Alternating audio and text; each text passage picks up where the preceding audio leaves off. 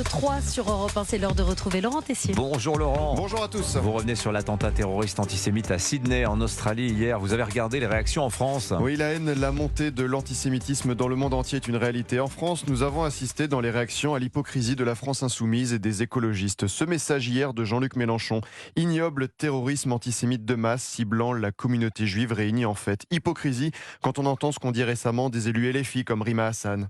C'est la juge qui m'avait dit vous allez être interdit de territoire pour 100 ans. Je lui dis Israël ne survivra pas 100 ans.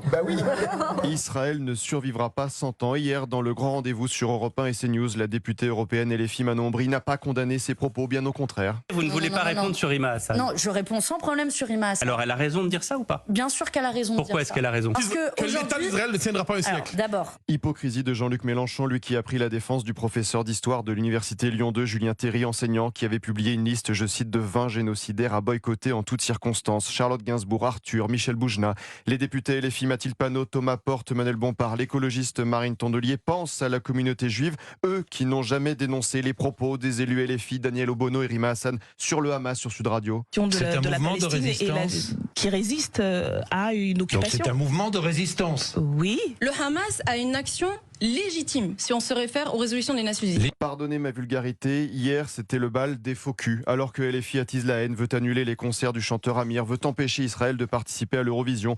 Et pendant ce temps, Emmanuel Macron dit que la France continuera de lutter sans faiblesse contre la haine antisémite partout où elle frappe. Le ministre des Affaires étrangères Jean-Noël Barrot: la France ne ménagera aucun effort pour déraciner l'antisémitisme. Mais la réponse est faible. Je me souviens des propos courageux du présentateur télé Arthur en avril dernier à l'Élysée. Comme tous les Juifs de France, Monsieur le Président, je vis désormais avec une peur qui ne me quitte plus. Et pendant que parfois la République hésite, la haine, elle avance. Arthur a publié un message hier: de Nova à Bondaï, la haine antisémite produit exactement ce qu'elle promet, des morts. Si vous ne voyez pas qu'il y a un problème mondial d'antisémitisme, c'est que vous faites partie du problème. Patrick Burel a écrit hier sur ses réseaux sociaux: aujourd'hui, fête de résilience et de lumière à tous ceux qui veulent l'éteindre. Nous serons des millions ce soir à la rallumer.